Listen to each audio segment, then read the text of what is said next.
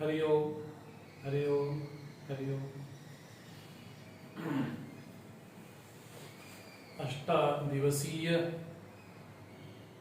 गीता ज्ञान यज्ञ में आपका स्वागत है, आपका अभिनंदन है।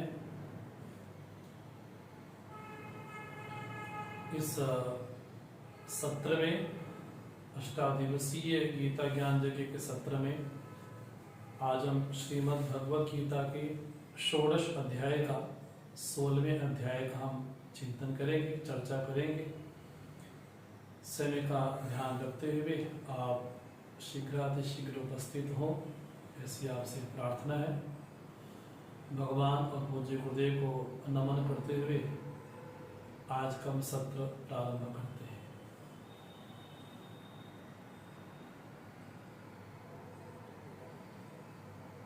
ओम सहना भवतु सहनौ भुनक्तु सह वीर्यं कर्वावहै तेजस्विनावधीतमस्तु मा विद्विषावहै। ओम शांति शांति शांति।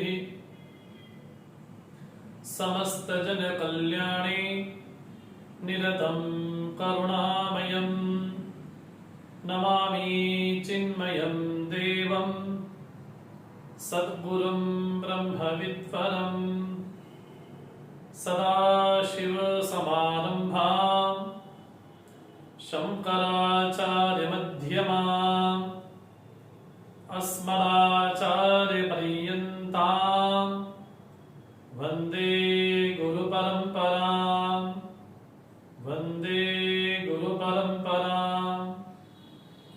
वसुदेवसुतं देवं कंसचाणूरमर्दनं देवकी परमानन्दं कृष्णं वन्दे जगद्गुरुं कृष्णं वन्दे जगद्गुरुं।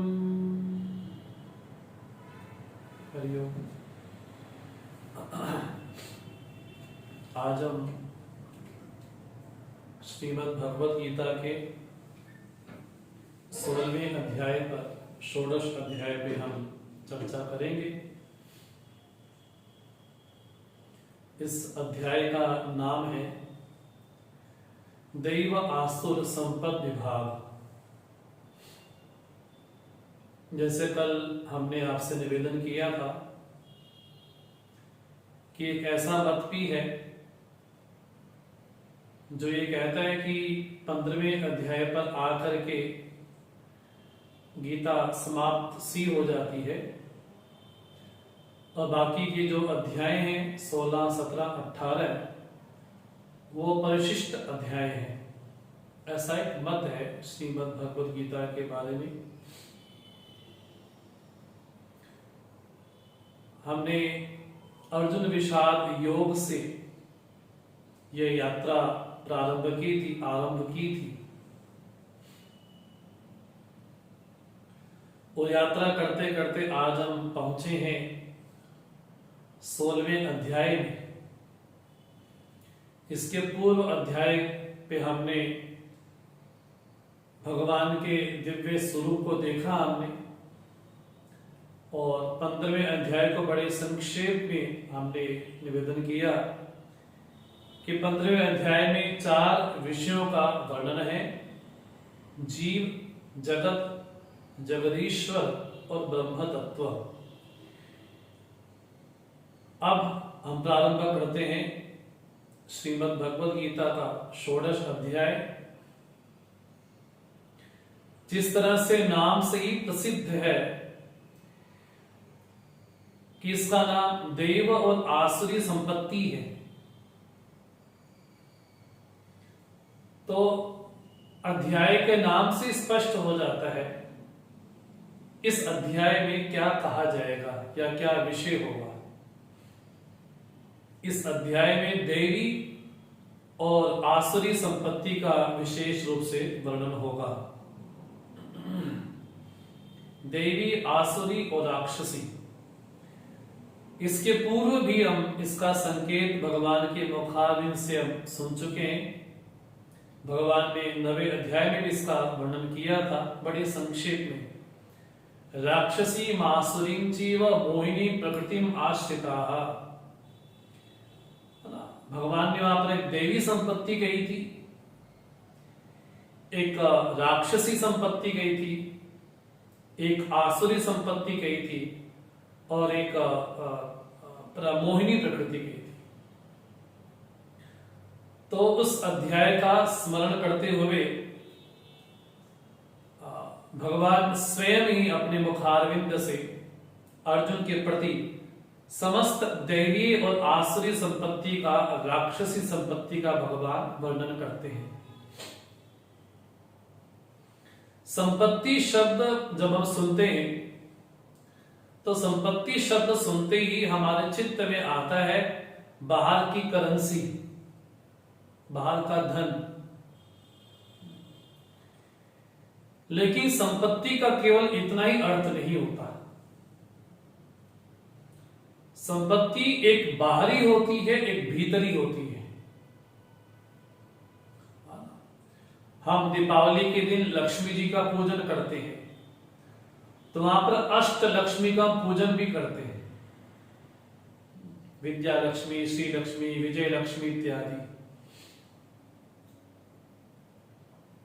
बाहर की संपत्ति बहुत हो लेकिन भीतर की संपत्ति ना हो, अर्थात बाहर की करेंसी, बाहर की प्रॉपर्टी, बाहर का पैसा, धन इत्यादि बहुत हो लेकिन आंतरिक संपत्ति ना हो, तो बाहर की संपत्ति ज्यादा समय तक स्थिर नहीं रह सकती। और यदि आंतरिक संपत्ति है तो व्यक्ति बाहर की संपत्ति को भी सुव्यवस्थित कर सकता है। इसलिए हमारे जीवन में बाहरी संपत्ति भी चाहिए और भीतरी संपत्ति भी चाहिए। संपत्ति का अर्थ यह भी होता है किसको प्राप्त हमने किया है उसको संपत्ति कहते हैं। जो हमने अर्जन किया है अब उसको हम निवेश करते हैं। तो हम सभी लोगों के जीवन में कोई ना कोई संपत्ति जरूर होती है, संपत्ति विहीन कोई नहीं हो सकता। अब हमें ये स्वयं के बारे में निर्णय करना है कि हमारे जीवन में कौन सी संपत्ति प्रधान है। वेद ये कदापि नहीं कहता कि बाहर की संपत्ति की आवश्यकता नहीं है। ये बिल्कुल ऐसा कभी वेद नहीं कहता। ऐसा कभी वेद के प्रति आज्ञा कभी सुनने को नहीं मिलती कि वेद ने बाहरी संपत्ति की निंदा की हो।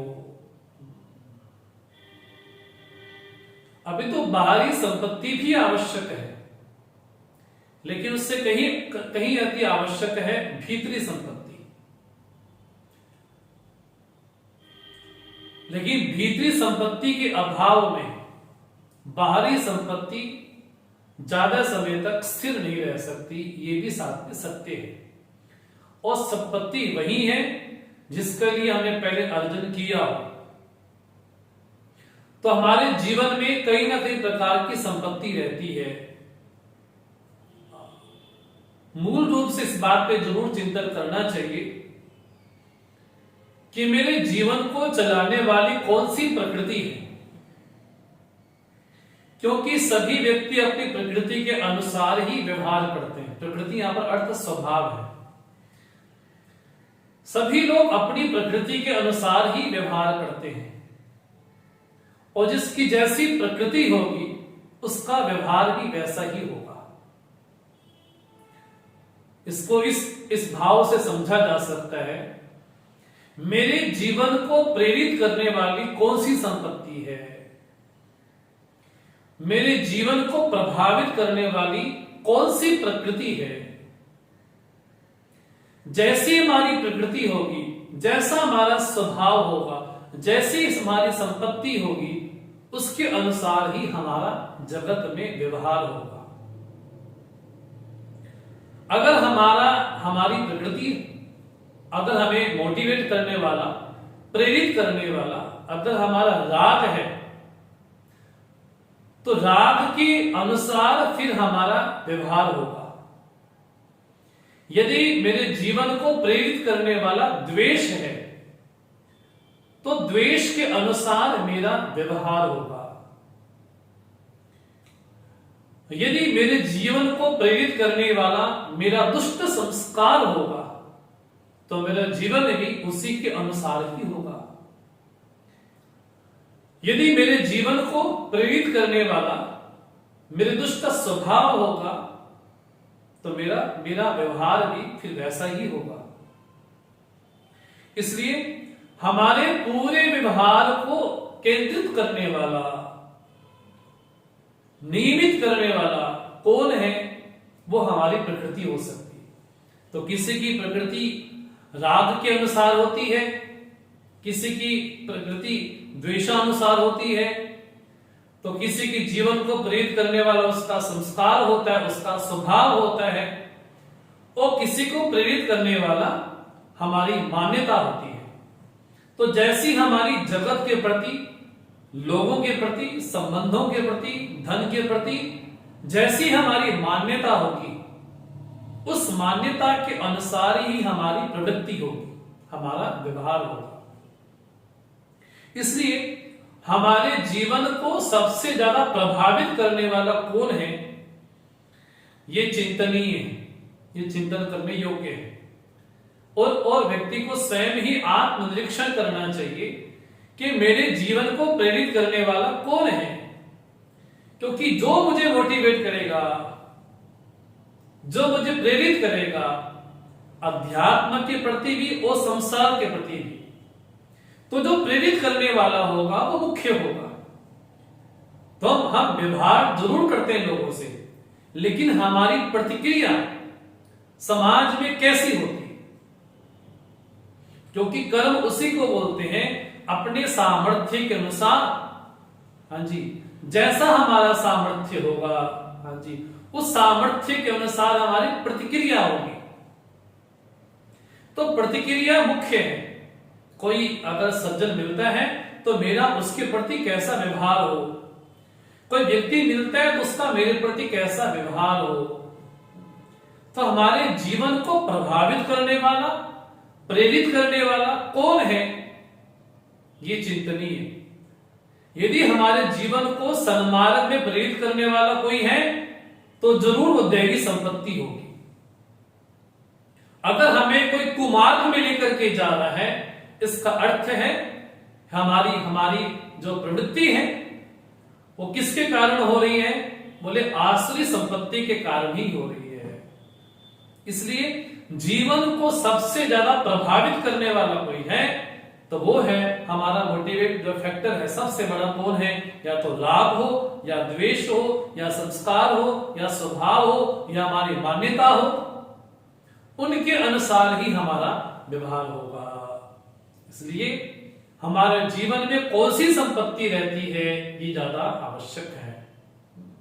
जिस तरह से विभीषण जी कहते हैं, जहां सुमति ता संपत्ति नाना, जहां कुमति ता विपत्ति निदाना। जहां सुमति होगी तो वहां संपत्ति होगी, और जहां कुमति होगी वहां पर दुखों का, कष्टों का पहाड़ ही टूट पड़ा मानव की। इसलिए हमारे जीवन को सबसे ज्यादा प्रभावित करने वाला कोई है तो वो हमारी संपत्ति।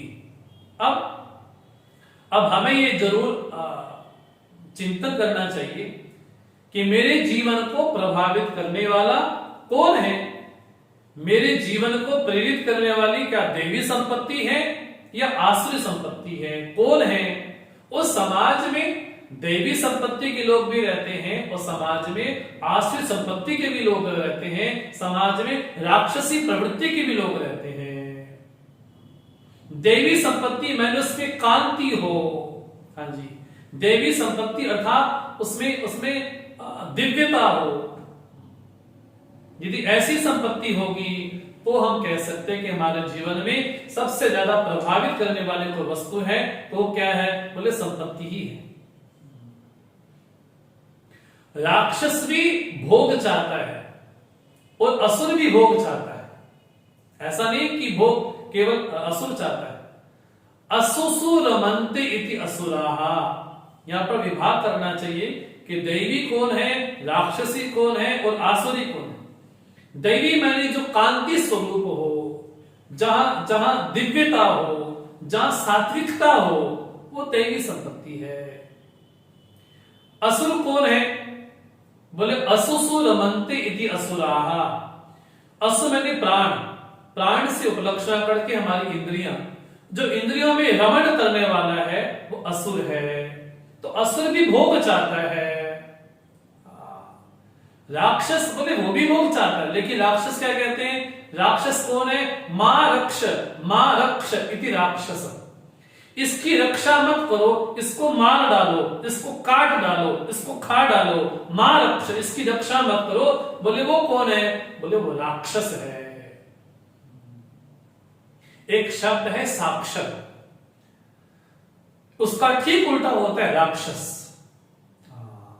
यदि हमारा व्यवहार हमारे मनुष्योपयोगी नहीं है, मनुष्यों की तरह नहीं है, देवताओं की तरह नहीं है, तो साक्षर भले ही हो जाए लेकिन हमारा स्वभाव राक्षसी ही होगा।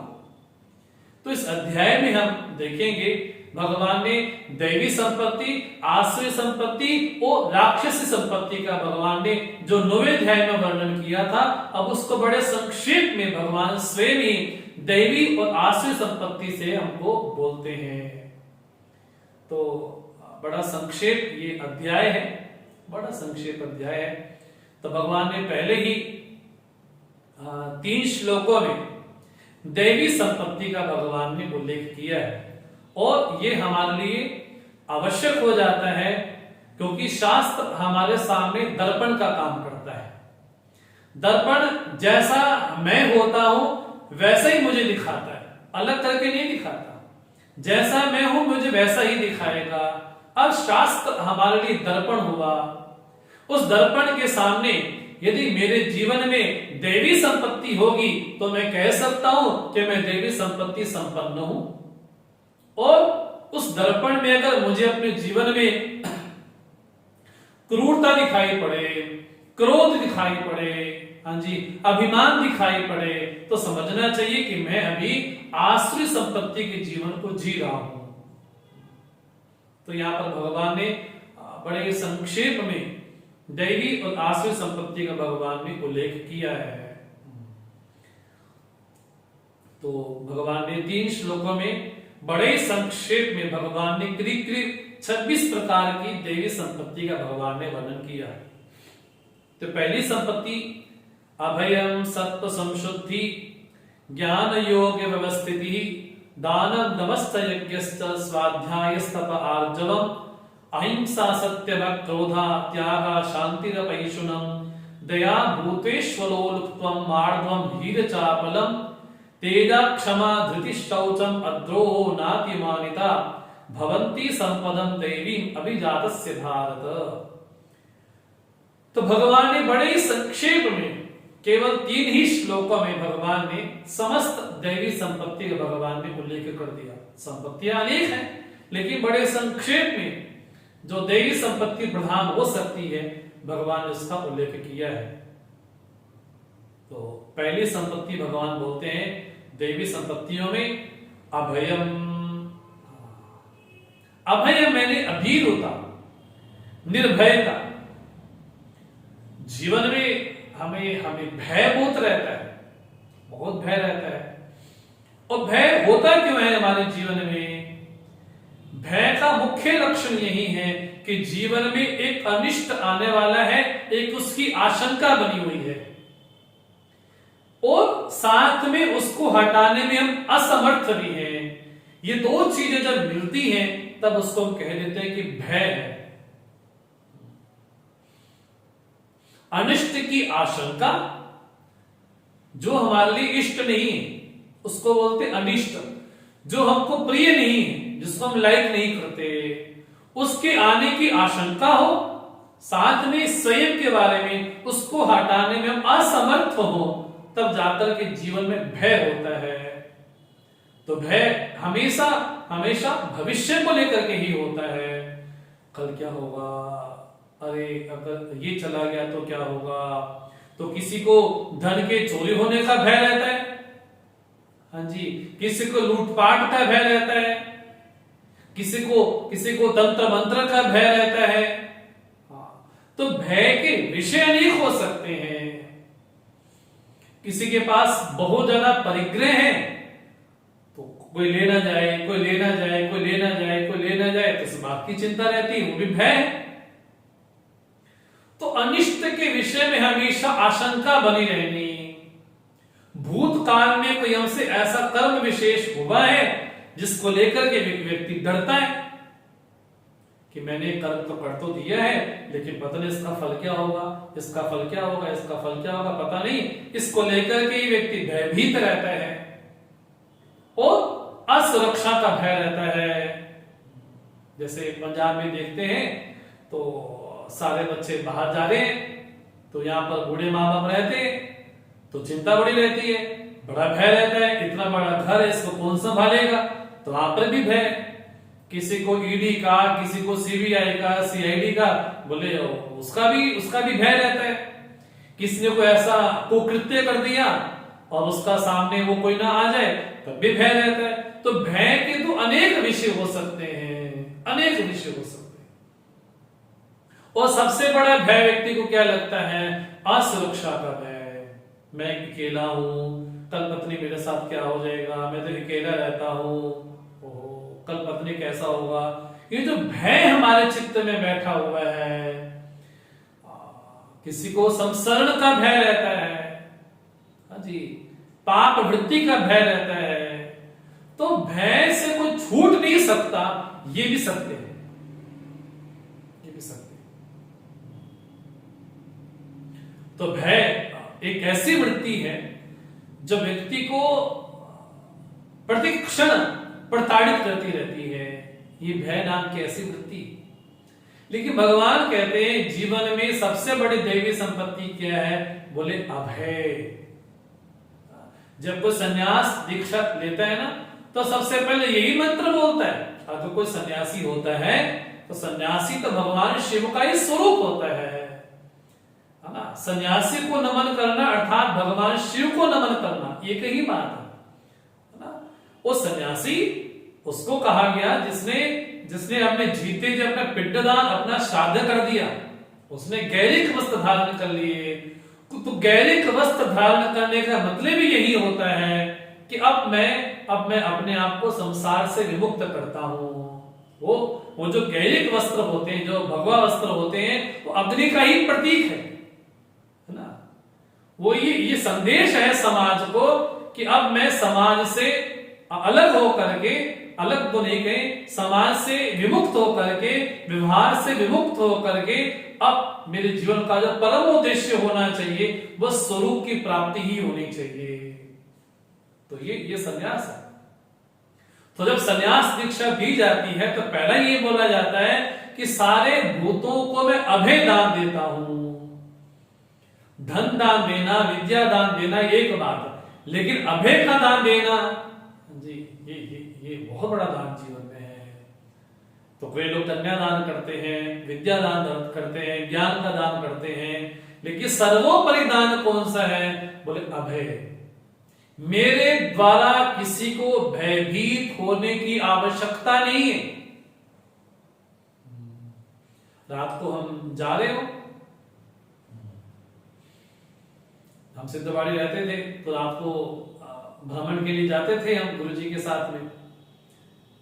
तो बिल्कुल जंगल का इलाका और थोड़ा सा तो पीछे हुए तो हनुमान चालीसा याद आती थी उसी समय।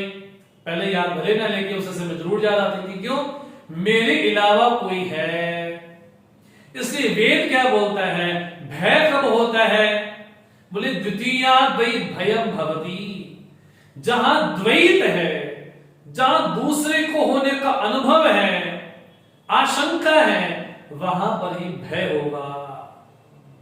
इसलिए उपनिषद स्वयं बोलता है द्वितीया द्वैत भयम भवति। इसलिए जीवन में सर्वोपरि क्या है, बोले अभयता प्राप्त हो जानी। वो कैसी प्राप्त होगी? बोले एक ज्ञानी की अभयता अलग है, एक साधक की अभयता अलग है। साधक की अभयता क्या है? सुखी मीन जह नीर अगाधा, तिमी हरि शरण न एको बाधा। जिस तरह से मीन मछली विशाल सागर में अपने आप को बड़ा सुखी अनुभव करती है, सुखी मीन जह नीर अगाधा, जहां पर पानी जल ही जल हो, मछली अपने आप को बड़ा सुकून अनुभव करती है कि मैं बड़ी शांत। बोले वैसी जिमी हरि शरण न एको बाधा, जिसने भगवान का आश्रय ले लिया, जिसका भगवान के प्रति समर्पण भाव हो गया, अर्थात जहां जीवन में शरणागति आई, तो शरणागति आने से ही जीवन में अभयता आ गई। ज्ञानी की अभयता क्या है? ज्ञानी बोलता है मेरे अलावा किसी का कोई अस्तित्व नहीं है। जब वहां पर द्वैत ही नहीं है तो भय किस बात का? भय तो तब हो जब मेरे अलावा कोई हो। उसको तो लगता है वासुदेवा सर्वमिति, वो तो स्थिति में है, वो तो आत्म रमण में है, आत्म स्थिति में है। भक्त क्या बोलता है? सुखी मीर जह नीर अगाधा, जहां पर विशाल सागर हो, जैसे मछली रममाण होती है उस जल में, वैसे ही साधक जिमी हरि शरण एको बाधा, जहां भगवान की शरण ली, आश्रय लिया, तो वहां पर जीवन में कोई बाधा नहीं है, कोई संकट नहीं है। इसलिए राम जी जब सुग्रीव से कहते ना सारी सोच को त्याग दो, मैं बैठा हूं यहां, ये राम जी ने सुग्रीव को बड़ा आश्वासन दिया, सखा सोच सब त्यागो बल मेरे। साधक कहता है कि प्रभु जीवन में योगक्षेम भी है, उस योगक्षेम के कारण ही हम आत्मज्ञान से पतित हो जाते हैं, या उस मार्ग के प्रति हम उसको छोड़ करके प्रेम के पीछे दौड़ते हैं। इसलिए जो कठोपनिषद की श्रुति बोलती है योगक्षेमात् वृणीते, बोले जीवन में कल क्या होगा, कल क्या होगा, कल क्या होगा, इसकी चिंता बनी रहती है, तो उसको संजोते हैं, फिर संजो लिया उसकी भी रक्षा करते हैं, तो सारा जीवन किस में मारा जाता है? योग में और क्षेम में। इस योग क्षेम के कारण ही साधक श्रेय का वर्ण नहीं करता है, अध्यात्म का वर्ण नहीं करता है, अपने स्वरूप का वर्ण नहीं करता है। इसलिए साधक जब जीवन में शरणागति को लेके आता है, तो जहां शरणागति जीवन में आई वहां जीवन में अभयता भी आई। इसलिए राम जी बोलते हैं सखा सोच सब त्यागो बल मेरे,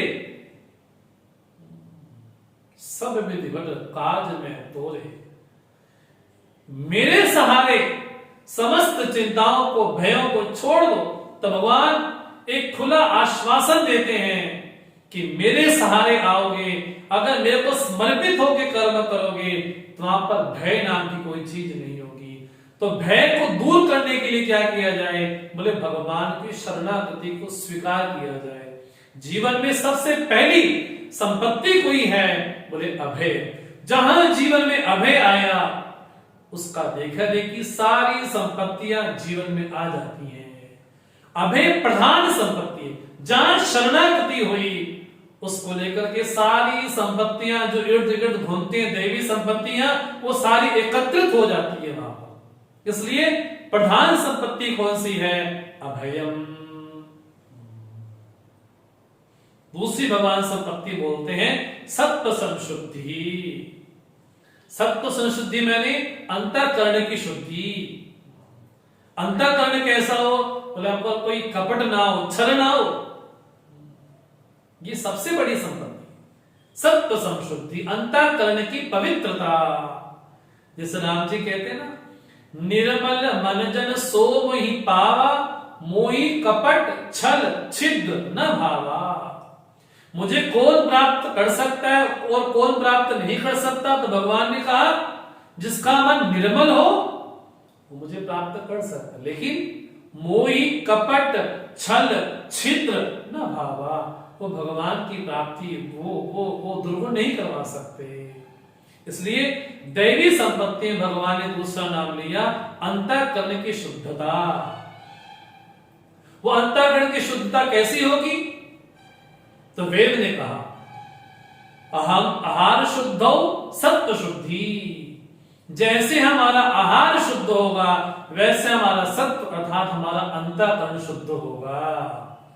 तो हमारे अंतःकरण के शुद्ध होने में जो सबसे प्रबलतम हेतु है, कारण है, वो हमारा आहार है। तो आहार मैंने आहार्यन्ते आहारा, जो भी ग्रहण किया जाता है वो सब आहार है। जो भी ग्रहण किया जाता है, आंखों से जो ग्रहण किया जाए वो भी आहार है, कानों से जो ग्रहण किया जाए वो भी आहार है, सम्मान को ग्रहण किया जाए वो भी आहार है, अपमान को ग्रहण किया जाए वो भी आहार है। हम जो भी कुछ ग्रहण करते हैं, लोग क्या बोलते हैं, मैं सभा में गया था तो उसने मेरे से आंख नहीं मिलाई, ये भी आहार ही है। मैं वहां पर गया, मेरा बड़ा सम्मान हुआ, ये भी आहार ही है। तो आहार का मतलब केवल अन्न पानी नहीं होता। लोग क्या बोल देते हैं, मैं तो एक टाइम भोजन करता हूं मतलब आहार करता हूं। अरे भाई बाकी समय क्या करते हो भी तो जरूरी है। 24 घंटे वैसे केवल एक टाइम भोजन कर लेना अच्छी बात है, आप संयम कर रहे हैं, लेकिन आहार का मतलब केवल अन्न छोड़ना नहीं होता। आहार मतलब जो भी ग्रहण किया जाए वो सब आहार ही है। नेत्रों से ग्रहण किया जाए, स्पर्श इंद्रिय से ग्रहण किया जाए, कर्णों से ग्रहण किया जाए, रसना से ग्रहण किया जाए, वो सब आहार ही है। इसलिए वेद कहता है आहार शुद्धौ सत्व शुद्धि। आहार की शुद्धि से ही अंतःकरण की शुद्धि होती है। तीसरा भगवान बोलते हैं ज्ञान योग व्यवस्थिति। ज्ञान मैंने अपने शास्त्र को अपने आचार्य मुख से, गुरु मुख से सुनना, ये ज्ञान है, लेकिन वहां पर व्यवस्थित हो जाना, हाँ जी, उसका अनुभव कर लेना क्या है? बोले ज्ञान योग व्यवस्थिति। आदानम, चौथी संपत्ति भगवान कहते दान हो। दान का एक अर्थ क्या होता है? अवदान। अवदान मैंने बोले वहां पर ममता का त्याग होना चाहिए। जो भी हम धन ग्रहण करते हैं तो धन की 3 ही गतियां होती है, दानम भोगा नाशा। या तो धन के द्वारा उसका उपभोग कर लिया जाए। कई लोग क्या करते हैं, वस्तुएं देते नहीं, सड़ा सड़ा के रख देते हैं। बोले स्वयं के लिए भोग नहीं है तो क्या हो गया? बोले नाश हो गया। और धन की तीसरी गति कौन सी है? बोले दान दे देना। देखिए दान भी कैसा, आध्यात्मिक दान भी होता है, आदि दैविक दान भी होता है, आदि भौतिक दान भी होता है। हाँ जी, आध्यात्मिक दान का मतलब होता है ममता त्याग होना, ये आध्यात्मिक दान है। कई लोग बोले मैंने आश्रम के लिए 5 लाख रुपए का दिया, डोनेशन दिया, अच्छी बात दिया भैया, अब ये सारी उम्र मेरे साथ ही जाएगा, ये नहीं। वहां पर जो ममता है तो ममत्व का त्याग होना। किसने किसी को शॉल भेंट की, पूज्य गुरुदेव सुनाते हैं, तो किसी ने उनको शॉल भेंट की तो सामने बैठा था, तो गुरुदेव ने अपने उड़ा करके किसी और को दे दी। तो उसके मन को लगा कि स्वामी जी मैंने तो आपको दी थी, आपने उनको क्यों दे दी? तो गुरुदेव बोलते अभी तो तुमने वस्तु मुझे दी नहीं, इसका मतलब अगर दे दी होती तो वहां पर ममता का अभाव हो गया होता। तो आध्यात्मिक दान कौन सा है? बोले ममता का राहित्य हो जाना। आदि भौतिक दान कौन सा है?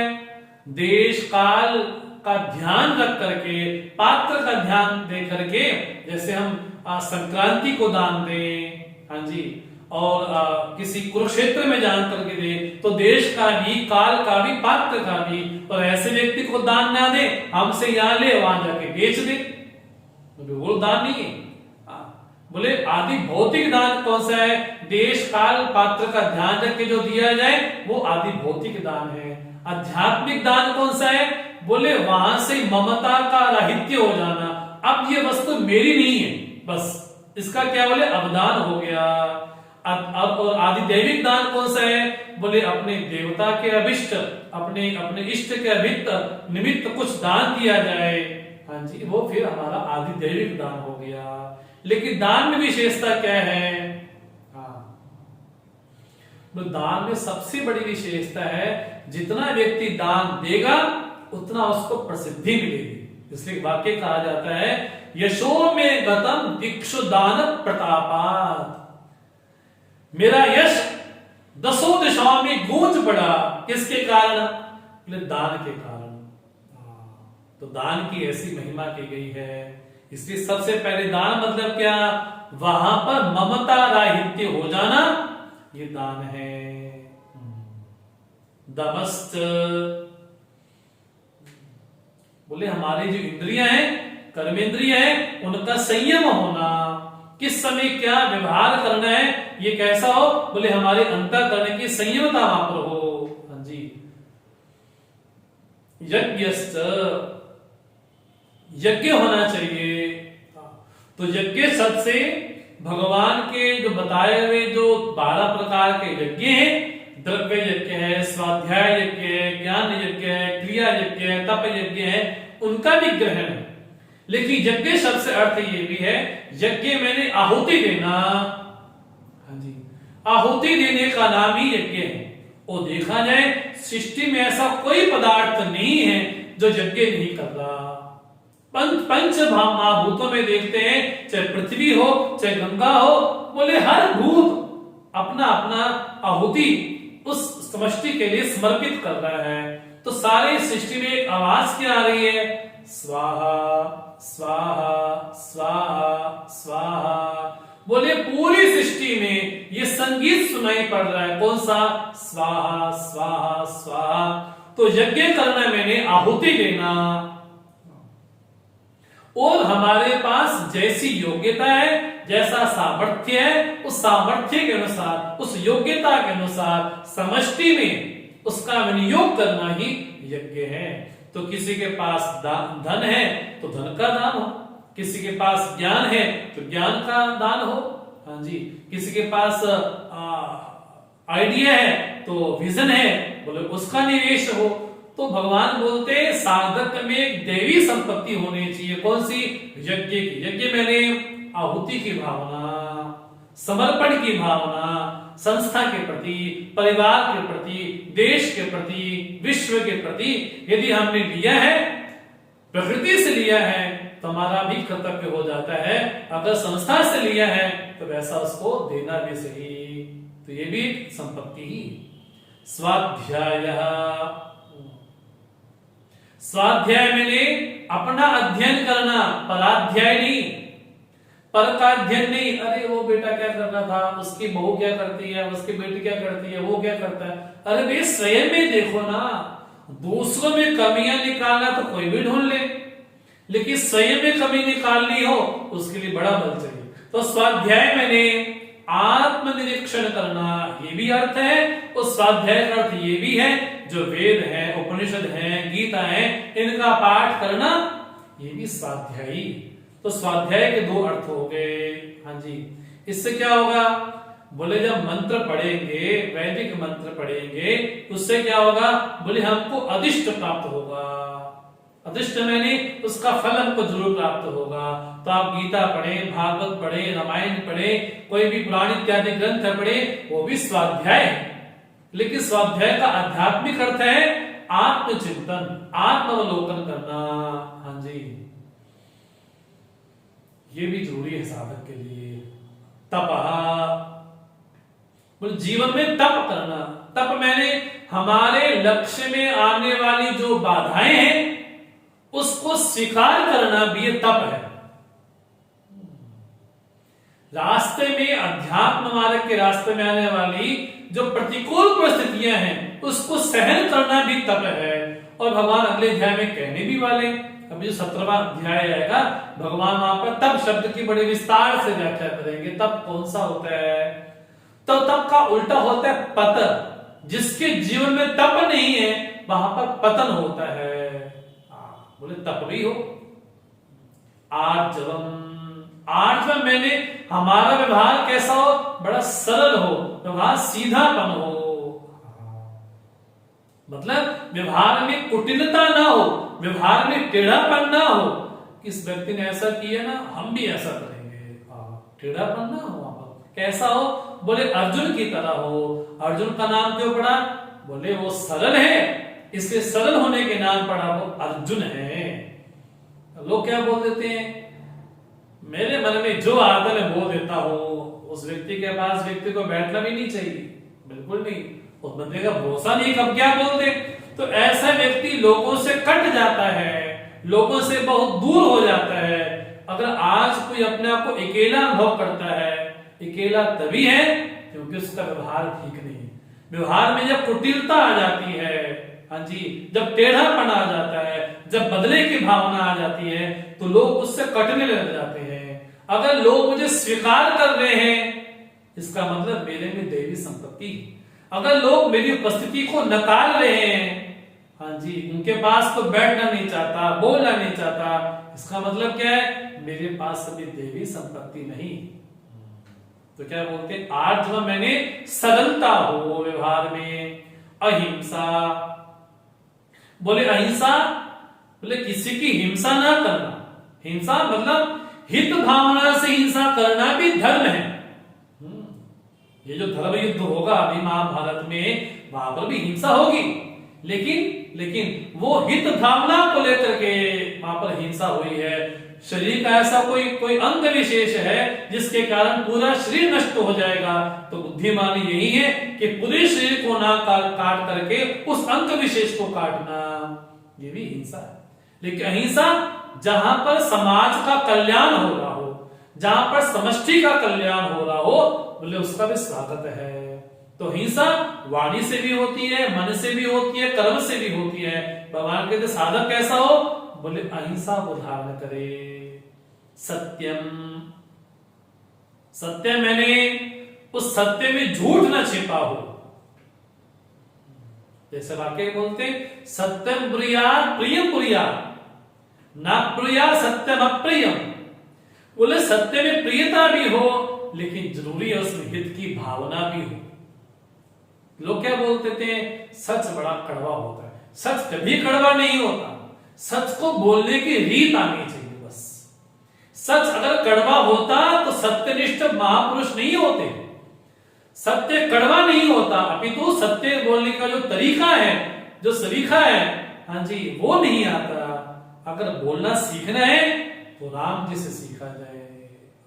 हम तो बहुत बचपन में सीखे बोलना, एबीसी बोलना सीखे, लेकिन क्या बोलने हैं ये शायद अब तक नहीं समझ पाए। जो बोलने से व्यक्ति को प्रसन्नता हो वैसा बोलना। जैसे राम जी का जब वनवास हुआ तो राम जी मां कौशल्या को जाके क्या बोले कि तुम्हारे पतिदेव ने मुझे घर से निकाल दिया। नहीं, राम जी ने सत्य बोला। क्या, पिता दीन मोहि कानन राजू, पिता ने मुझे वन का राजा बना दिया। राम जी ने सत्य भी बोल दिया कि मुझे वन भेजा जा रहा है। तो सत्य कड़वा नहीं होता, तो सत्य बोलने की रीत होती है। इसे राम जी कौन है, रामा द्विवारम भाषते। राम जी एक बात तो एक ही बात बोलते हैं। भगवान राम कैसे बोले, वो स्मित बोलते हैं। हाँ जी, उसमें मित भावना हो, कल्याण की भावना हो। अक्रोधा, बोले साधक में कौन सा गुण हो, बोले क्रोध ना हो। क्रोध क्या करता है, बोले व्यक्ति के हृदय को छलनी कर देता है। हाँ जी, ये एक ऐसी आग है, एक ऐसी ज्वाला है कि बाहर के व्यक्ति को तो बाद में मारेगी, लेकिन भीतर हमको पहले ही मार देती है। ये इतनी भयंकर ज्वाला है। तो क्रोध ना हो। त्याग, बोले त्याग जीवन में, त्याग को तो भगवान ने सर्वोपरि माना है।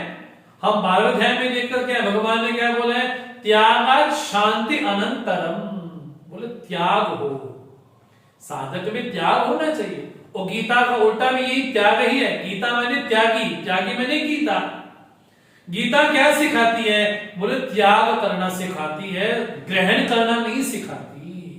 समाज को दो, परिवार को दो, संस्था को दो, ये क्या है, बोले त्याग है। और वेद तो स्पष्ट बोलता है, त्यागेन एके अमृतत्वमानुषु, त्याग के द्वारा ही सब कुछ प्राप्त होता है। इसलिए वेद क्या बोलता है? हाँ जी, त्यागेन एके, केवल त्याग के द्वारा। धन किसका है जो चिंता की जाए? शांति, साधक में क्या हो? दैवी संपत्ति में शांति हो।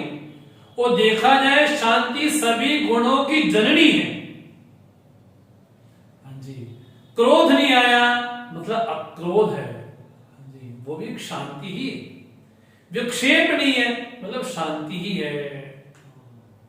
अपैशुनम, बोले दूसरों के दोषों को ना देखना। हाँ जी, दूसरों के जो चुगलियां करना, उसके पीठ के पीछे उसके बारे में कुछ बोलना, बोले वो गुण साधक में नहीं होना चाहिए। साधक कैसा हो? कहा किम कर्मा इति अव्याकृत बुद्धि, कौन क्या कर रहा है इससे मतलब ही ना होना, ये साधक का लक्षण है। जो दिन भर क्या कर रहे हो, क्या कर रहे हो, वो क्या कर रहा है, ये क्या कर रहा है, वो साधक की श्रेणी में आता ही नहीं। साधक कौन? मतलब अपने काम से काम, बोले वो साधक। जिसको दूसरे के घर में झांकना है, बोले वो साधक नहीं हो सकता। उसको तो अपने स्वयं के काम से फुर्सत ही नहीं है। दया भूतेषु, बोले प्राणियों में अगर दुख है, उस दुख को लेकर के मैं भी दुखी हो जाऊं। जी, वहां पर दया की भावना हो। और राम जी तो यहां तक है, अगर किसी का दुख देख ले, कष्ट देख ले, तो राम जी इस चीज को सहन नहीं कर पाते। तो ये भी हो साधक में। मार्दवम, अलोलोक्तम, अलोलुप्त मैंने ये भी मिल जाए, वो भी मिल जाए, बोले ऐसा भाव ना हो। इंद्रिय में संयम हो। और ह्री मैंने लज्जा हो, माने शर्म हो। मतलब अगर आपने वो वस्त्र पहने हैं, आप कोई सन्यासी कहे कि मैं बैठ के होटल खोलूं, रेस्टोरेंट खोलूं, सन्यास के लिया क्यों? ये तो बहुत बड़ी, हमको तो गुरु जी का स्मरण आता है, पूज्य गुरु जी का। ये ऐसा काम करना ही है तो फिर सन्यास जीवन ग्रहण ही क्यों करना? बोले अपने पद के अनुसार, अपने वर्ण के अनुसार, अपने कुल के अनुसार। लोग क्या बोलते हैं? अगर तुम इस कुल को बिलोंग करते हो, तुमको ये काम शोभनीय नहीं है, तुमको ये काम नहीं करना चाहिए। ह्री में लज्जा हो, आंखों में शर्म हो ना, मतलब व्यक्ति को थोड़ा संकोच महसूस हो, लज्जा हो वहां पर। आचापलम, बोले अंगों की चपलता ना हो। अंगों की चपलता, बैठे हैं, कभी हाथ कर दिया, कभी वो कर दिया, तो ये घड़ी क्या, ये क्या है? बोले चपलता ना हो, एक ये भी अर्थ है। दूसरा अर्थ ये अपने काम के प्रति सजग हो। इसलिए सबसे बड़ी साधना क्या है? जहां हम हो, हमारा मन वही हो, ये सबसे बड़ी साधना है। हाँ जी। और उल्टा होता है, हम कार चला रहे होते हैं और भले कार चला, लेकिन मन की ओर घूम रहा होता है। बोले ऐसा तो नहीं होना चाहिए। अब भगवान ने साधन क्या बोले? अभय सत्व सिद्धि। आगे भगवान बोलते हैं तीसरे श्लोक में, तेजहा, तेज हो साधक में। तेज तो बादाम खाने वाला नहीं, कोई फेरन बनी वाला तेज नहीं, मैंने माथे में बिल्कुल लेप दिया पाउडर वाला नहीं। तेज है मैंने प्रागल्भ्य, उसकी विद्या का प्रागल्भ्य हो, उसके ज्ञान का प्रागल्भ्य हो। लोग उसकी उपस्थिति को मिस करें, काश मैं यहां पर होते तो बड़ा अच्छा लगता। तो तेज मैंने अंगों की कांति नहीं, तेज मैंने उसकी उपस्थिति इतनी सुंदर हो, इतनी शालीनता वाली हो कि लोग उसका स्वागत किए बिना रह ना पाए। तो तेज हो साधक में किसका? विद्या का, ज्ञान का, गुरु मंत्र का तेज हो। क्षमा, बोले क्षमा की वृत्ति हो।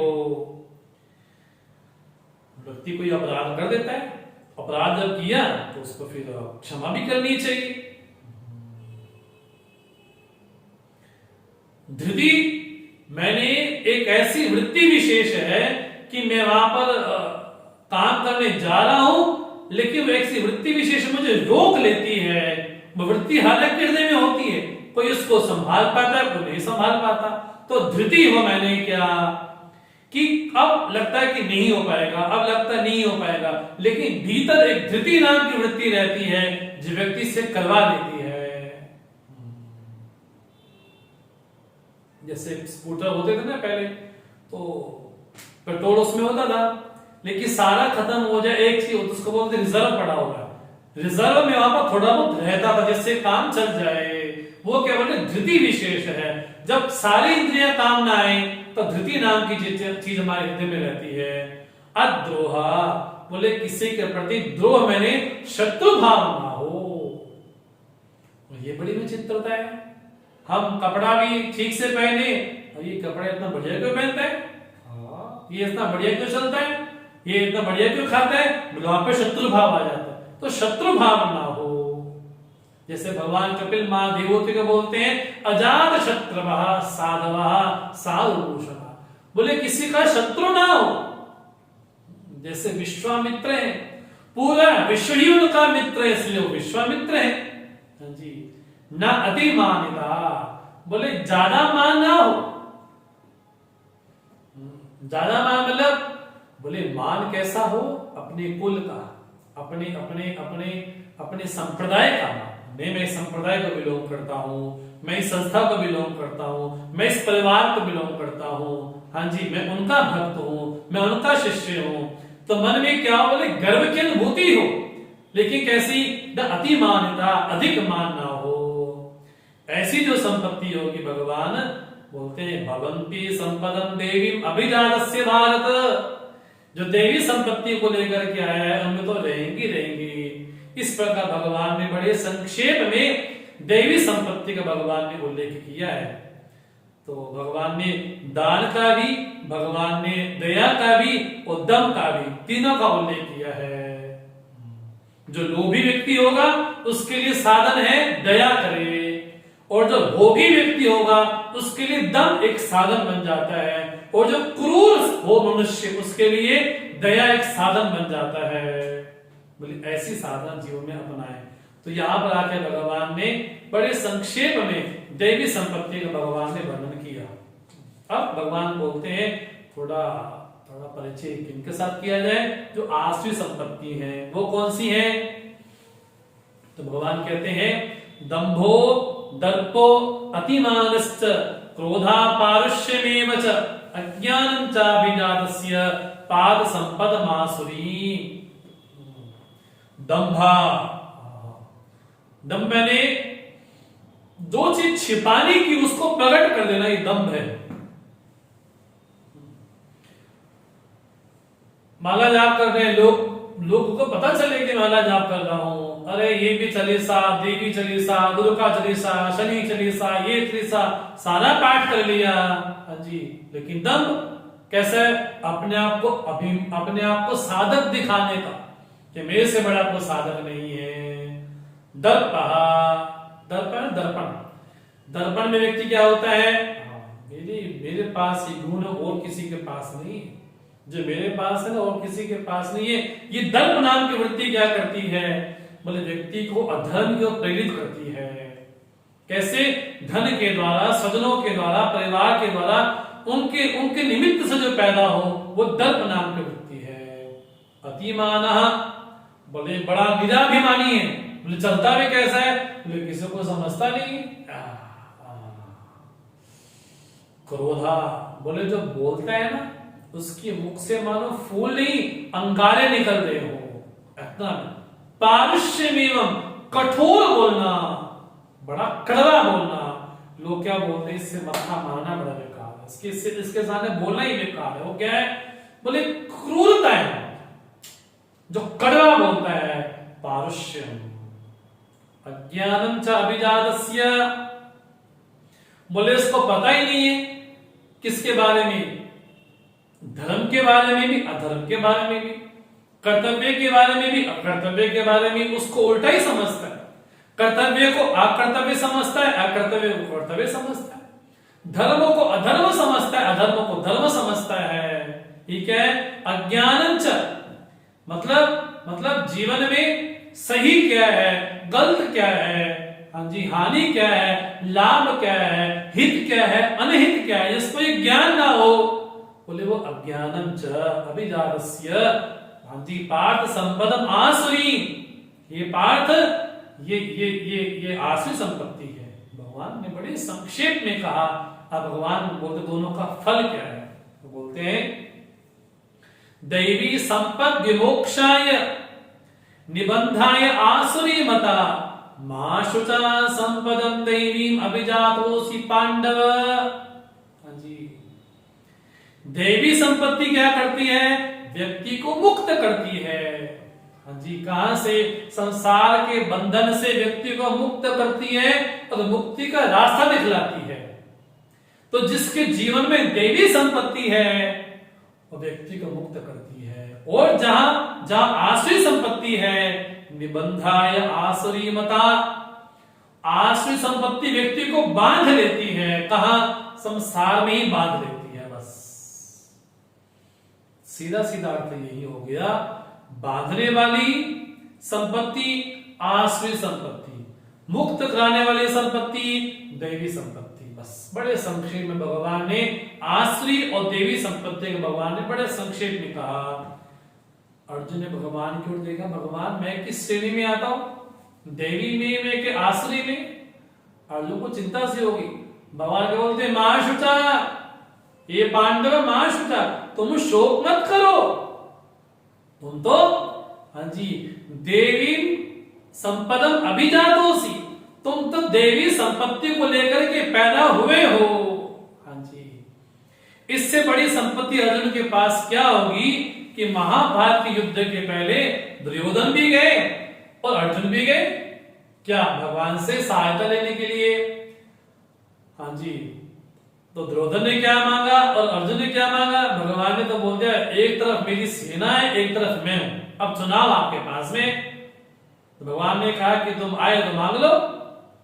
तो दुर्योधन ने तो भगवान से सेना मांग ली, अर्जुन ने भगवान को मांगा। हाँ जी, भगवान ने कहा तो पागल तो नहीं है, तेरे पास इतना बढ़िया मौका था सेना लेने का, तुमने ली क्यों नहीं। तो अर्जुन बोलते हैं प्रभु जीत तो आपके कारण ही होगी, आप तो धर्म स्वरूप हैं, इसलिए क्या बोलती है, तो धर्मा ततो जय, जहां धर्म है वहीं पर विजय भी वहीं पर ही है। तो अर्जुन के पास कौन सी देवी संपत्ति थी, अभयम, शरणागति थी। शरणागति थी तभी उसने भगवान का ही चुनाव किया, शरणागति थी इसने भगवान का ही वर्ण किया, शरणागति थी अर्थात अभयता थी। तो देवी संपत्ति में सबसे प्रधान संपत्ति कौन सी है, अभयम। अभय मैंने जीवन में संपूर्ण शरणागति। कैसी, जैसे मीन की है, जैसे मछली की, सुखी मीन जह नीर अगाधा, ये भी है शरण एक हूं बाधा। जैसे जैसे भगवान की शरण में कोई गया, शरणागति स्वीकार कर ली, वहां पर भय नाम की कोई वस्तु नहीं है। फिर योगक्षेम का वहन भी भगवान स्वयं ही करते हैं। इससे भगवान कहते हैं तुम शोक मत करो अर्जुन, तुम तो देवी संपत्ति को लेकर के पैदा हुए हो। हाँ जी, मतलब मुक्त करने वाली देवी संपत्ति और बांधने वाली आसुरी संपत्ति। भगवान क्या बोलते हैं, दो भूत सर्गो लोकेस्मिन् देव आसुर एव च देवो विस्तरशः प्रोक्त आसुरं पार्थ मे शृणु। हे अर्जुन, ये पार्थ, दो प्रकार की सृष्टि, दो प्रकार के लोग संसार में होते हैं, देव आसुर। देवी संपत्ति में तुमको बतलाई बड़े विस्तार से। अब जो आसुरी संपत्ति है भगवान कहते हैं शृणु, अब उसको सुनो। ये तो आसुरी संपत्ति वाले कैसे होते हैं, तो कहा प्रवृत्तिं च निवृत्तिं च जनाना विदुरासुराः न शौचं नापि चाचारः न सत्यं तेषु विद्यते। ऐसे व्यक्ति का फोटो बनाते भगवान। ऐसा व्यक्ति दिखाई पड़े तो समझ जाना चाहिए कि ये व्यक्ति कौन है, बोले असुर है। जिसको ये ना पता हो कि प्रवृत्ति क्या है, निवृत्ति क्या है, कब तक प्रवृत्ति करनी चाहिए, कब तक निवृत्ति करनी चाहिए, किस पुरुषार्थ से जीवन का कल्याण हो, किससे कल्याण नहीं हो। बोले धर्म से तो मोक्ष मिलेगा, लेकिन हम तो बीच में लगे, अर्थ में, काम में लगे। भगवान क्या बोलते हैं, ये जो लोग हैं ना, ये ना प्रवृत्ति को जानते हैं ना निवृत्ति को जानते हैं। ना शौचम, इनके जीवन में कुछ शौच नहीं है, शौच में नहीं, पवित्रता नहीं है। पवित्रता में नहीं बोले, ना बाहर की पवित्रता है ना भीतर की पवित्र है। झूठे लेना, झूठे ही खाना, बोले ऐसी उनकी प्रवृत्ति होती है। तो बाहर भी अपवित्रता, भीतर भी अपवित्रता। ना भी आचार, उनके जीवन में कोई आचार नहीं, मैंने सदाचार भी नहीं है। झूठ कपट व्यवहार का उनका जीवन होता है। न सत्यम तेष विद्यते, उनके जीवन में सत्य भी नहीं है। मतलब झूठ से दिन प्रारंभ होता है और झूठ पे आके समाप्त होता है। ये कौन है? बोले बड़े प्यारे प्यारे असुर जन हैं। जब जीवन ऐसा है, ना प्रवृत्ति ना निवृत्ति, न पवित्रता न सदाचार न सत्य, जब जीवन ऐसा है, हाँ जी, तो जब जीवन ऐसा होगा तो व्यक्ति अपने आप को मान्यता बना करके समाज के वैसा देखता है। इससे क्या बोलते हैं? पापी सर्वत्र पापम आशंकते। पापी व्यक्ति दूसरे को भी पापी ही समझता है, बेईमान व्यक्ति दूसरे को बेईमान ही समझता है, झूठा व्यक्ति दूसरे को झूठा ही समझता है। अपने आप की जो इमेज बनाई अब वो लोगों में भी देखता है। यदि मैं चोरी करता हूं तो ये भी चोरी ही होगा, यदि मैं ठग हूं तो भी ठग ही होगा, यदि मैं बेईमान हूं वो भी बेईमान ही होगा। तो अपने बारे में जब ऐसी स्थिति है तो फिर जगत के बारे में कैसी है? तो बोलते असत्यम अप्रतिष्ठन्ते जगदाहु अनीश्वरम अपरस्पर संभूतम किमन्यत् काम हेतुकम। जगत कहां से आया? बोले जगत कोई सत्य नहीं है, भाई पाखंडी है। अप्रतिष्ठम, जगत के बारे में क्या बोलते हैं? बोले जगत की कोई प्रतिष्ठा नहीं है। बोले भगवान ने जगत, अरे कौन सा भगवान? कोई भगवान नाम की चीज, क्या बोलते हैं? अनीश्वरम, बोले किसी ईश्वर को नहीं मानते, किसी शासक को नहीं मानते। कैसे है? बोले कोई ईश्वर नाम की कोई चीज नहीं होती है, ये सब पंडितों ने, ये ब्राह्मणों ने ये सब बनाया हुआ है। जगत क्या है? असत्य है, असत्य मैंने। बोले यार तो सब अनृत प्राय, सब झूठे लोग रहते हैं। लोग क्या बोलते हैं? अरे ईमानदारी का जमाना नहीं रहा आजकल। क्या बोलते हैं? असत्यम अप्रतिष्ठम। इसको भगवान ने धारण केवल नहीं, किसने धारण नहीं किया? अभी चला रहा है। इसके पहले भी कुछ नहीं था, इसके बाद भी कुछ नहीं होगा, जो है सब यहीं पर है। बोले जब ईश्वर नहीं मानोगे जगत कहां से आया? बोले अपरस्पर संबोधन के मन्यत काम ही तो काम, ये कामना ही है, ये काम ही है। तो काम के कारण सारी सृष्टि पैदा हो रही है। बस जो दुष्ट काम है उस काम के कारण सारी सृष्टि पैदा हो रही है। मतलब ये प्रत्यक्षवादी। प्रत्यक्षवादी कौन होते हैं? बोले जो दिख रहा है सब वही है बस। बोले परमात्मा दिखता है? नहीं तो परमात्मा नहीं है। हाँ, वैकुंठ दिखता है? नहीं तो वैकुंठ नहीं है। और जब दिखता नहीं है तो होगा नहीं। तो जगत के बारे में उनकी मान्यता क्या है? असत्य है, अप्रतिष्ठा है और अनीश्वरम। जगत में ईश्वर नाम की कोई चीज नहीं होती।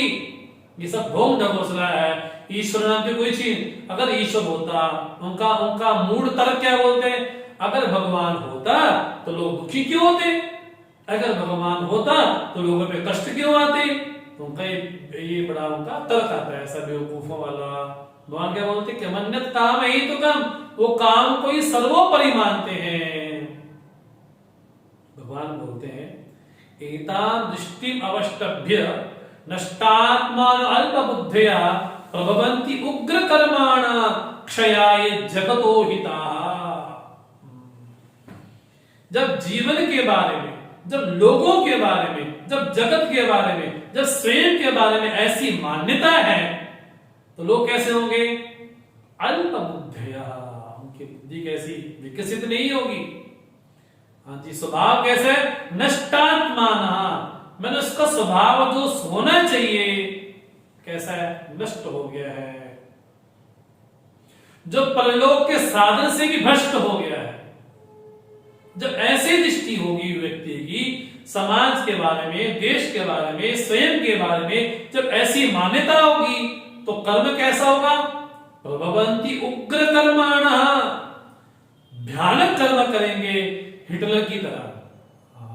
लोगों को कितना तड़पा के मारा, जगत अहिता, बोले जगत के साक्षात शत्रु हैं, जगत का नाश करने वाले हैं। लोग क्या बोलते हैं, नौजवानों को ड्रग्स की आदत लगाओ तो क्या होगा? जब जवान ही नहीं रहेगा देश संभालेगा को, तो वो कौन है? वो देश के शत्रु हैं वो। हाँ जी, देश की जो गुप्त सूचनाओं को बोले पड़ोसी देश तक पहुंचाए, ये कौन है? जगता हिता, जगत का कल्याण नहीं करने वाले, जगत का नाश करने वाले हैं। ऐसे व्यक्ति संसार में क्या करते हैं? कामम आश्रित्य दुष्पूरम दंभमान मदान्विताः मोहात् गृहीत्वा असद्ग्रहान् प्रवर्तन्ते अशुचिव्रताः।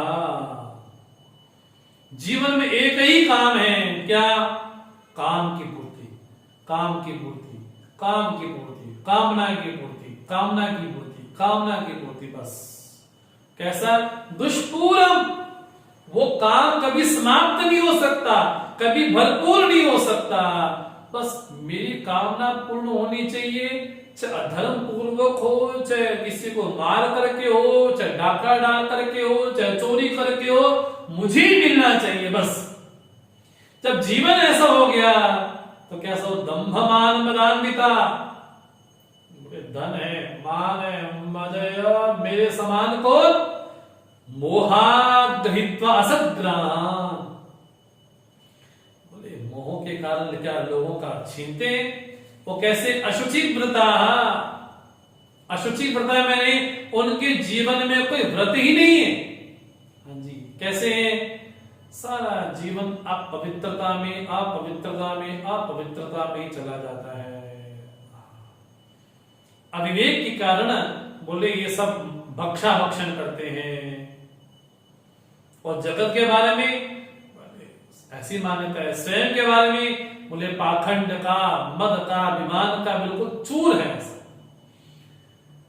जब ऐसे व्यक्ति होंगे तो निश्चिंत होंगे, बोले ना ना ना, एक डाकू को, चोर को यही सताया जाता है कि अगला निशाना मेरा ही आएगा, तो निश्चिंत होंगे नहीं। चिंता अपरिमेयां च प्रलयांतम उपासिताः कामोपभोग परमा इति एतावत् निश्चिताः। हाय क्या होगा, क्या होगा, पत्नी इसका मैंने कर तो दिया, मैंने उसको मार तो दिया, न जाने क्या होगा, क्या होगा। तो भयंकर प्रकार की चिंताएं होती हैं, मरते दम तक चिंता ही चिंता। तो जीवन में सर्वोपरि क्या है? काम भोग, कामोपभोग परमा इति एतावत्। जीवन में जो भी कुछ प्राप्त होता है, बोले कामना हो, बस कामना की पूर्ति हो जाए, विषय हो, विषय प्राप्त हो जाए, बस। बोले उनका जीवन, सारा जीवन उनका इसी में ही चला जाता है। जब जीवन ऐसा होगा तो आशा पाश शतैर्बद्धाः काम क्रोध परायणाः ईहन्ते काम भोगार्थम अन्यायेन अर्थ संचयान्। उनको आशा रूपी पाश ने बांध लिया है। यहां पर आशा ही पाश की तरह है, रस्सी की तरह है। क्यों? क्योंकि जीवन के विषय में, स्वयं के विषय में मान्यता ही गलत है।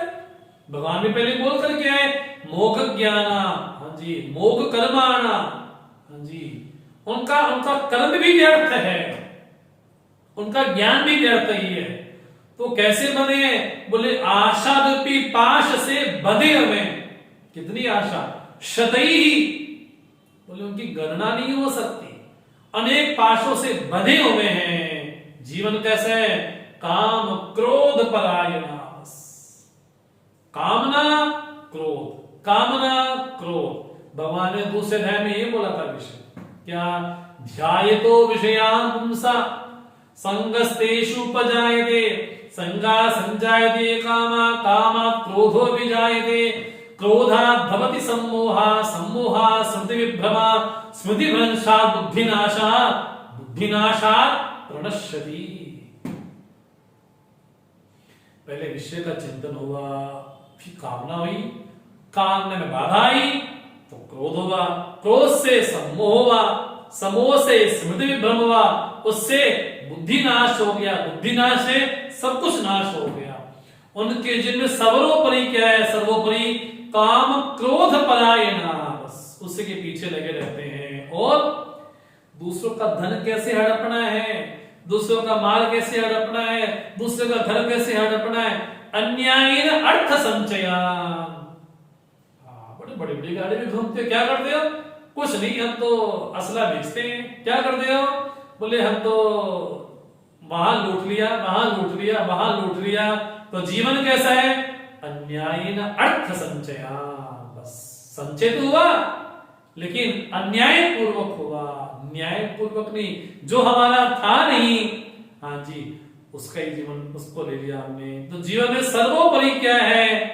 बस यावत जीवे सुखम जीवे, जब तक जियो सुख से जियो, ये जीवन का परम उद्देश्य है। तो क्या बोलते हैं ऐसे व्यक्ति?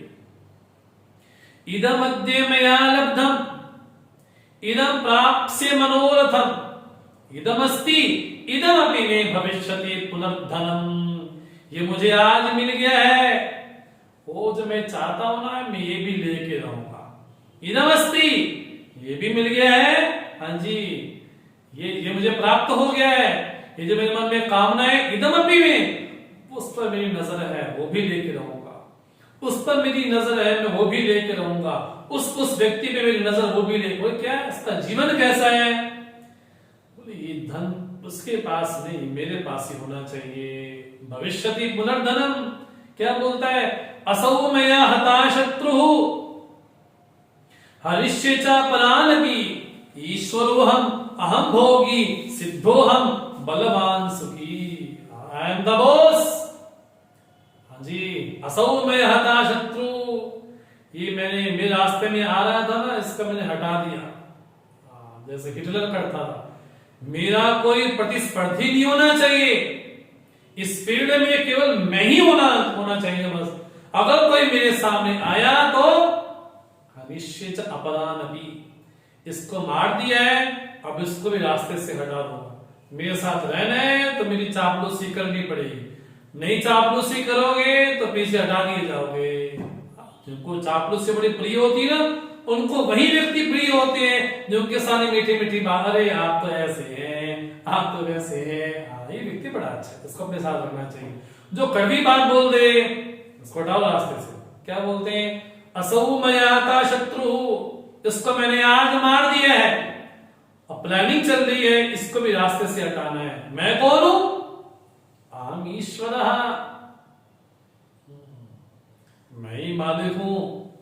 हाँ जी, अहम भोगी, मैं ही भोगी हूं। अहम सिद्धा, मैं सारे काम मैं कर सकता हूं। अहम बलवान, मेरे समान कोई बलवान नहीं है। हाँ जी, सुखी, मेरे पुत्र पुत्र प्रपुत्र न जाने कितने, सबसे संपन्न मैं हूं। तो साधारण मनुष्य नहीं हूं मैं। हाँ जी, बाकी लोग ये सब धरती पे भार है। तुम, अरे जीवन तो हमारे लिए मिला है। हाँ जी, आद्यो भी धनवान अस्मि, मेरे समान धनवान कौन है? आज इतना मेरे पास पैसा इकट्ठा हुआ है ना, ये सब मेरा है। क्या बोलते हैं? कोन्योस्ति सदृशो मेरा, मेरे समान कोई दूर दूर तक दिखाई नहीं पड़ता है। मैं पॉलिटिशियन हूं ना, मेरी पार्टी में अगर मेरे कोई आगे आया, उसका मैं साइड पे कर देता हूं।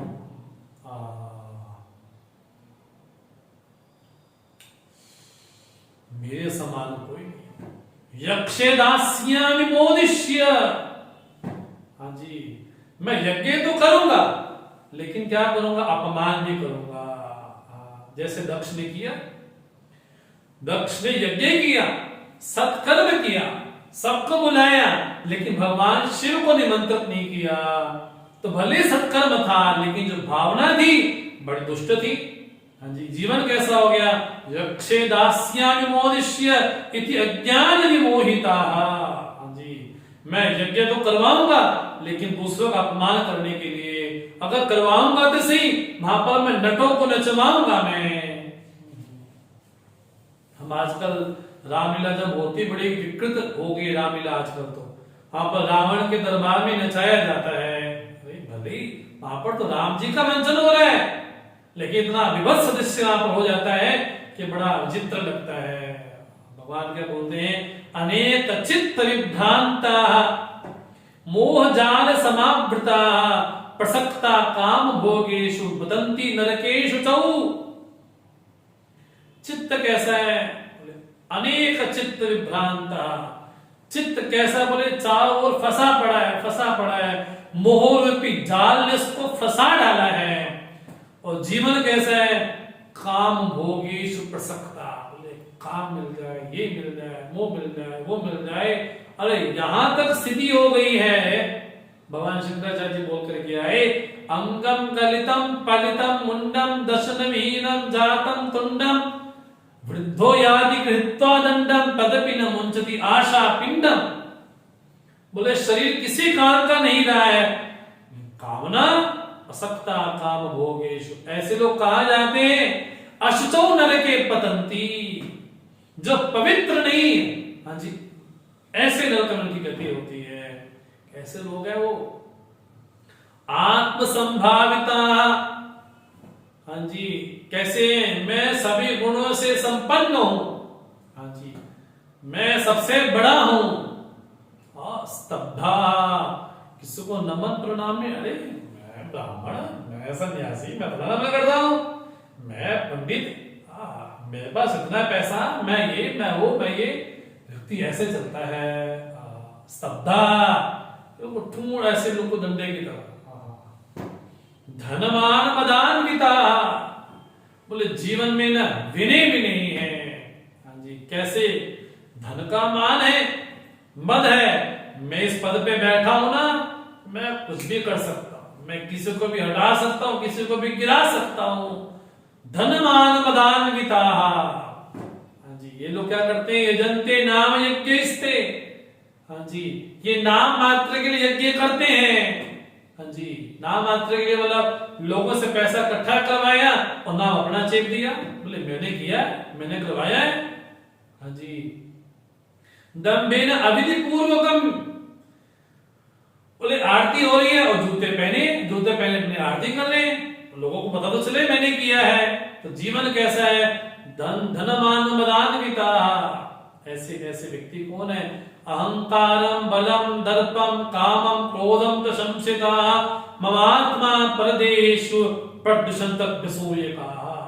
बोले मैं तो परमात्मा बोलते सभी के हृदय में रहता हूं, लेकिन लोगों से द्वेष करते हैं, तो इनडायरेक्टली मेरे से द्वेष करते हैं वो।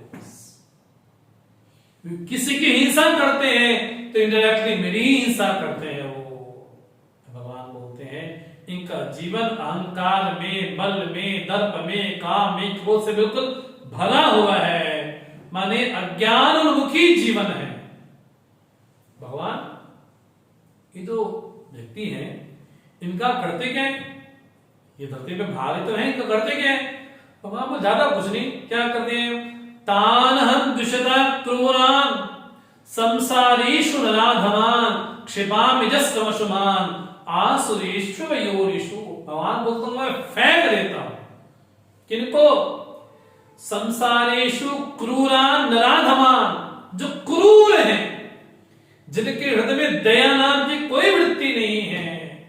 हाँ जी, कोई वृत्ति नहीं है, मतलब किसी पे दया करते ही नहीं है, उनको दया कौन सी चिड़िया का नाम होता है पता भी नहीं है।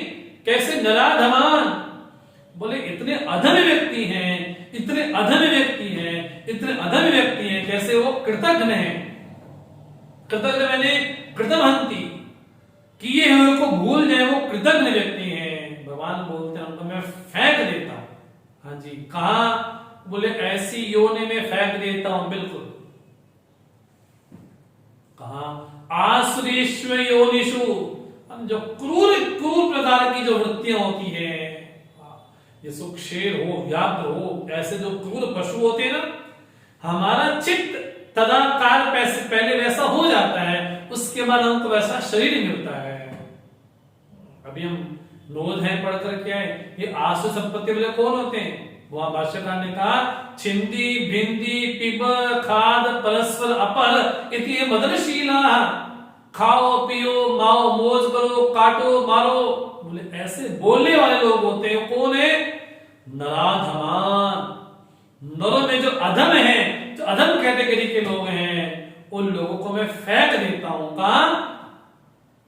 आसुरीश्व योनिषु, और तब तक आश्रिम योनि महापन्ना मूढ़ा जन्मनि जन्मनि माम अप्राप्येव कौन्तेय ततो याति अधमां गतिम्।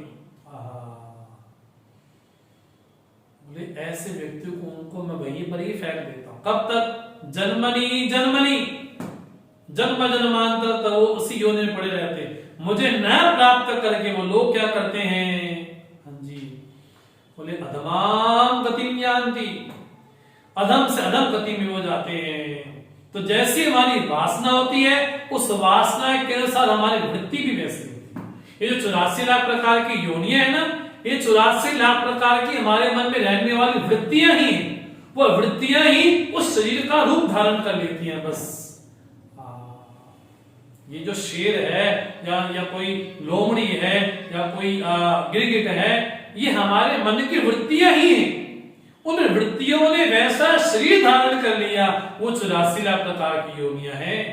भगवान क्या बोलते हैं? मां अप्राप्य, मुझे ना प्राप्त करके कौन्तेय अधम से अधम योनि में जाते हैं। भगवान ये जाते कहां है? भगवान बोलते 3 चीजें हैं जो व्यक्ति को नरक क्यों लेकर के जाती है। वो द्वार कौन से? त्रिविधम नरकस्येदम द्वारम नाशनम आत्मनः कामः क्रोधः तथा लोभः तस्मादेतत्त्रयं त्यजेत्। बोले ऊपर लोग में ना 3-3 काउंटर लगाने पड़ते हैं, क्योंकि लोगों की भीड़ बहुत है। जब कोई कम चीज हो तो 1 काउंटर लगाना पड़ता है, यहाँ पर 3-3 काउंटर लगे। भगवान के बोलते त्रिविधम नरकस्येदम द्वारम नाशनम आत्मनः कामा क्रोधा तथा लोभा। बोले साक्षात नरक के द्वार हैं। ऐसा भगवान ने बोल दिया, बड़ा कड़वा अक्षर बोल दिया भगवान ने। सृष्टि के उपयोगी के लिए काम की सार्थकता है, सृष्टि की उपयोगिता के लिए क्रोध की भी सार्थकता है, सृष्टि के समष्टि के कल्याण की लोभ की भी आवश्यकता है। लेकिन जब ये गलत डायरेक्शन में चले जाएं, हाँ जी, तब ये साक्षात नरक का द्वार ही बन जाते हैं। इसलिए भगवान कहते हैं एत्रि विमुक्ता कौन्तेय तमोद्वारे त्रिभिन्नरः आचरत्यात्मना श्रेया ततो याति परां गतिम्। भगवान कहते हैं इससे तो पहले पार हो ही जाना चाहिए। इनसे जो मुक्त हो गया वही श्रेयाकांक्षी होएगा, वही श्रेय के मार्ग पे लग पाएगा। इसलिए भगवान कहते हैं यह शास्त्र विधि उत्सृज्य वर्तते काम कारता न सिद्धिमवाप्नोति न सुखम न परां गतिम्। बोले जो शास्त्र विधि का त्याग कर देते हैं, केवल कामोन्मुखी जीवन जीते हैं, उनके जीवन में न सिद्धि प्राप्त होती है, न सुख प्राप्त होता है, यहां तक कि परलोक में गति प्राप्त नहीं होती। इसलिए भगवान कहते हैं सबसे प्रमाण कौन है, प्रबल प्रमाण कौन है? तस्मात् शास्त्रम प्रमाणन्ते कार्य कार्य व्यवस्थितो ज्ञात्वा शास्त्र विधानोक्तम कर्म कर्तुम इह अर्हसि। ये करना चाहिए नहीं करना चाहिए, इसके विषय प्रमाण कौन है? शास्त्रम, शास्त्र ही प्रमाण है। ऐसा जान करके व्यक्ति को स्वधर्माचरण करना चाहिए। इस तरह से आकर के अध्याय यहां पर आकर के समाप्त होता है। इस अध्याय का नाम हुआ देवासो संपद विभाग। यहाँ पे इसकी समाप्ति होती है। हम इसके जो पुष्पिका वाक्य पढ़ के समाप्त करते हैं। ओम तत्सत इति श्रीमद् भगवद गीतासु उपनिषत्सु ब्रह्म विद्यायां योग शास्त्रे श्री कृष्णार्जुन संवादे दैवासु संपत्ति भाग योगो नाम षोडशोऽध्यायः। तो बड़े संक्षेप में हमने और बड़ी विहंगम दृष्टि से हमने इस 16 अध्याय को देखा है। आपने बड़े ध्यान से सुना, उसके लिए आपका बहुत बहुत धन्यवाद। ओम पूर्णमदः पूर्णमिदं पूर्णात् पूर्णमुदच्यते पूर्णस्य पूर्णमादाय पूर्णमेवावशिष्यते। ओम शांति शांति शांति। हरि ओम। श्री गुरुभ्यो नमः। हरि ओम।